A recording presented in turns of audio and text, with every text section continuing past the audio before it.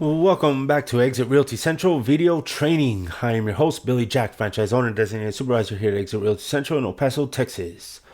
In this video, I'm going to give you some training on the loop, okay, on proper inputting and creating new loops and what we expect. Okay, we've been seeing a lot of issues on the loop issues and inputting your stuff. Okay, if you're a new agent, this will also help you to navigate this system. Okay, so I already have one here that I'm going to use, but what you do is when you first sign in, you're going to have, this stuff here. If you don't have any of this, you don't have any transactions yet. Okay, so you'll get there. So the first thing to do is you're going to add loop. See, right up here. See that? Okay, so you will click that, add the loop. Here's where you will type the property address. Okay, so as you start typing, you'll see that it's likely going to pop up. If it is already an active listing, it will be on there. See, it's automatically synced with MLS and it will come up. So then you will select it, okay? And then it's in Utah, okay? But you see, so, and then you'll press continue and then it will give you the option for the template, okay? So you will pick, I'm going to just do this here. Okay, just so you can see, you will get this option for templates. Okay, so you will check buyer's documents. Okay, if you're doing a listing, you'll check the listing documents. Okay, so I'm gonna do, we'll do the buyer's documents. When you first select it, it's not gonna show all this here. Okay, it's just gonna be a little box here, and then you'll select it, and then it's gonna load all the optional ones first. Okay, see, it's going to load the optional ones. Now, to get the required, when you get to this screen, you're just going to see the optional, which is not going to be that. It's going to be like this. This is what you're going to see here. Okay, so you're going to be like, well, where's all the, the contract, all that stuff. Okay, so I'm going to show you right now. Okay, so that's when you go here. Okay, so if you don't see that, okay, I guess you will. Okay, so you will see this here. Okay, so you'll click on templates. Well, actually, yeah, if you don't see it, see, it's going to be like that. Then just add document like this. See how it kind of drops it down? And then templates. And then buying documents. And these have all been preloaded already for you. Okay, the ones that we require. Okay, all the stuff that we need to have in there. Select all. Okay, just like that. See, select all and then copy. Okay, I'm not going to put it because it's already loaded and I don't want to overload this example. So when you do that, then it's going to put all these required ones in there. Okay, you see how that works there. Okay, so you have all your stuff that you need. Okay, so see your contract, of course it's a required document, so it's going to pop up in there. And there you go. And then you have all your info. Okay, inspector information. For your inspection, get home protection. It's a required one. Disclosure with service company.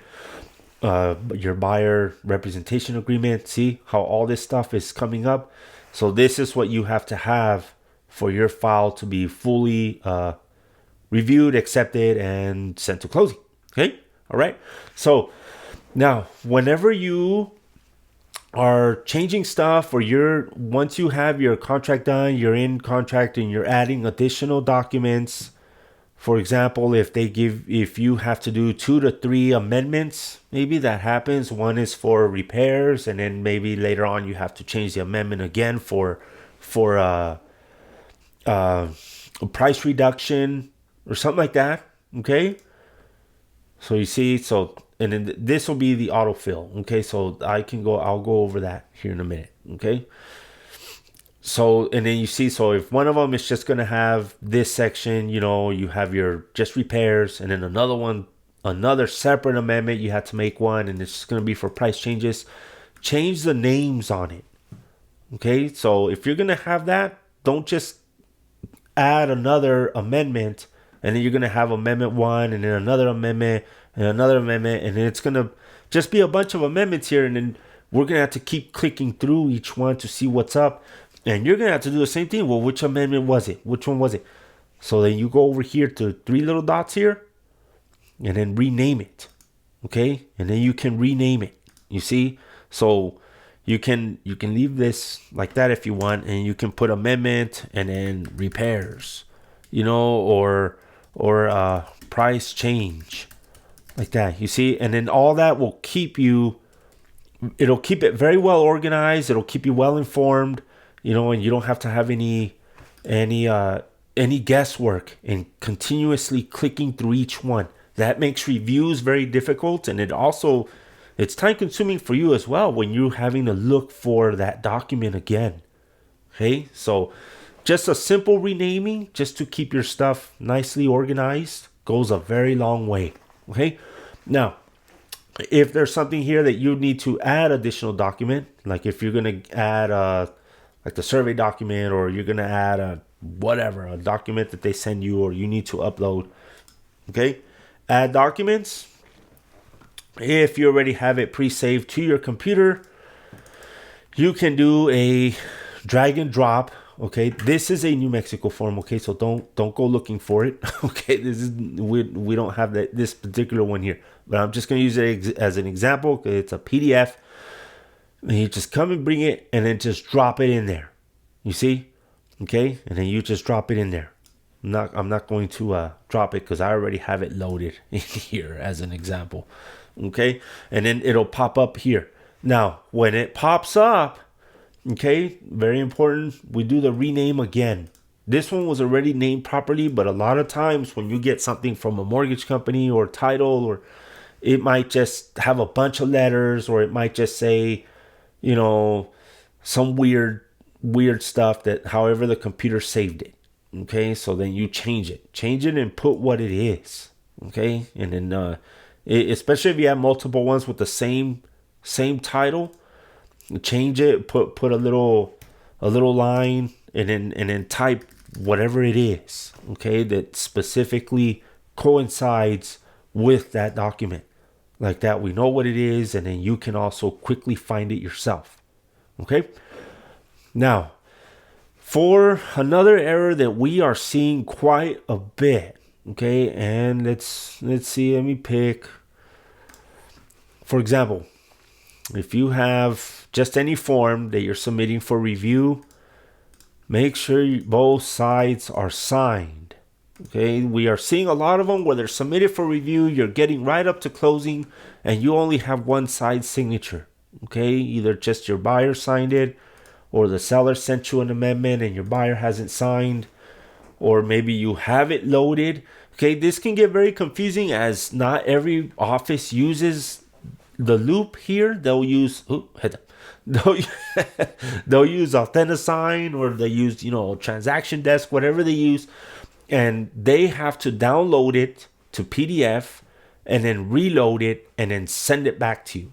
Okay, you see what I mean? So now you have to download it again and then upload it here and then add your signature little lines. Okay, so now you're going to end up with 2 or 3, especially if you're on the contract and you're going back and forth and they do some changes and then they load it. You'll no longer see them like a loop. You'll see it in a PDF form. You got to reload it, and then you got to add your signatures, okay, and things like that. Okay, so that's why we don't want you need to hang on, give me just a minute. Okay, no, all right. So that's why you need to properly name them, okay? And then if one of them is not good anymore, okay, you can archive it, okay, just to get it out. And in archive, for example, let's say I don't need this one anymore. I got an updated version of this form, so this one I won't need anymore. And then I can just archive it and see it just archives. It's not deleted, it's just archived because you're not gonna be needing it anymore. Okay, so. And that's very important, okay? The signature parts, okay? Your naming of them and all that, okay? So do be very cautious on that, especially like I said, if you have multiple PDFs, a lot of them uploaded, you're gonna have 1 to 4 family contract 2 or 3 times if you're going back and forth on negotiation, and they have to continuously be reloading it to their system, and then you need to reload it back to this system. Okay, so sometimes that can be a little tricky. Okay, so Another thing to make your loops and to have your forms filled out quicker and better. Okay, so when you create your loop here, in the very beginning, it'll give you the option to put details in and all that. But let's say you just skip it. I have a habit that I load everything first and then I go into the details. Everybody has their specific way to do it. Okay, you'll kind of figure it out how you want to do it. Okay, so you can change all your stuff here. If you're gonna have a new photo, okay, if you didn't have a photo before, you can pick that here. If you have the photo saved, then this is where you upload it. It's always good to put a picture in there, okay, because you see how mine are? I don't have pictures on some of them because these were some errors on the loops and I had to change them. Okay, see, this is an old listing. I still need to archive them. Okay, but if I didn't know what's up and we had a whole bunch, see, when you see the pictures, then you know what it is. Okay, so this one's a training one, so it doesn't matter. Okay, but you get my point. Okay, so having the pictures on there, see that one there, you can find it a lot quicker. So it is nice, okay, to have the picture on there. And so you go here to the details. Here's where you can put it. This is where your status is. So if it's a purchase, okay, loop status, are you in pre-offer? You're barely submitting an offer. Okay, if you're already in the contract, here's where you change your statuses. If it terminated, okay, you can go back in there and change it. Always try to keep these up to date. Okay, because when we're looking at the loops, okay, when I go to the administration profile, okay, and I will show you an example how it looks. Okay, so when we see it, we see all of them. You see, there's a bunch. Okay, so it's constantly being reviewed and we're constantly looking at all of this and everything, and it gets very tricky. It gets very crowded and everything, and we look a lot at the statuses. Okay, and what is the status on them? Okay, so you try to always keep that updated. Okay, so here, you can change this to see, but you typically use a custom name. If you use a property address, you'll have that in the very beginning where you can self-populate it. Okay, add the people. Okay, if you already know the listing agent's email and all that stuff, which you should, it'd be on MLS. You know your buyer's information, right? You should definitely have that before you submit your offers. Okay, you add the person. Okay, so you just click here, add person. Here's where you type them in. You type them in. Don't select this. This is if you're going to add a team member, which is another agent. In fact, I think it even tells you. You see, team members share everything. Okay, this is only for people that work together on the deal. For example, agents on the same side of the deal. Okay, so that unless you're teaming up with an agent like that, it shows on both their loops. Okay, so if you're teaming up with somebody, you add it. Okay, their email, very self-explanatory. The role, who are they? Are they the buyer? Okay, for example, if you're going to put your buyer in here, just add all their stuff. It seems like a lot, but when it self-populates, every time you open a form for the first time, it's going to ask you, do you want to self-populate it? You put yes, and it's going to put all their stuff in there where it needs. Okay, makes your life a little bit easier. Okay, so that, you do the same for listing agent. Okay, so it's going to be listing agent, same thing. Okay, you can put their stuff here, you add their license number, all that kind of stuff. Okay, so that makes it easy. This really makes it easy. You start putting all this stuff in here, makes it a lot better. Okay, commission split side, you can put a little bit here, if you want to. Okay, but try to fill it out, as much as you can. This is not too, you can fill this out a little bit too if you like to, but these are the most important. The people, property address. Okay, and it'll make your life quite a bit easier. Okay, so I believe that will be about it for this one. Okay, so signatures, the names, try to keep your stuff nicely organized. Okay, so it makes it a lot easier for review.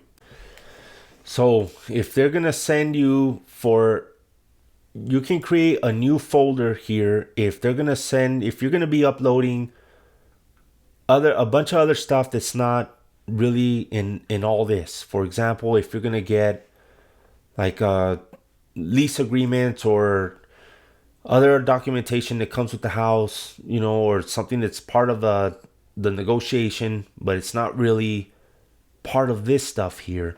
Okay, you can create a new folder here. You can create a new folder and then rename it, for example, like inspection documents. Okay, and then if you're gonna load, let's say, all the paid invoices, things like that, and you put them all in there. Okay, all the documents you get, you should put it all in here, or letters or whatever it is, and then you'll put it in a new folder and have it named like that. You have everything situated. Okay, and it's not just all jumbled in. Like if you say, well, they sent me back, or I sent the inspection report, I chopped it up and then send them in for repairs, or they sent me a bunch of invoices or pictures of something or something like that. You don't have to guess it where you put it in there. Okay, like that, you keep it nice and filed away. Okay, an example of this, of a new folder, would be to an effect of a backup contract. So you submitted your offer, you used, the 1 to 4 family here, all that stuff, and you didn't get it. But then they invited you for a backup, and you did secure a backup contract. And create a new folder. Okay, you add folder right here, add folder, create a new folder, and then rename it to backup documents. Okay, and then you can put all the backup documents here, the contract, and then the backup the addendum to the backup in there. Okay, like that, it's all in there. Okay, and you have, and then you have it all nicely done in there. Okay, so like that, and then you can do the same thing for backup. Okay, you can go in there and then upload the forms that you need. Okay, alrighty, so that is really about it for this one. This is your checklist here. Okay, so it can help you stay on track with all your stuff. Okay, alrighty, y'all, so that is about it for this one. I hope it helped you. Okay, so any questions, comments, concerns, please feel free to reach out to me. If you did like this video, give me a like, leave a comment. All right, so thank you very much, and we'll see you on the next training.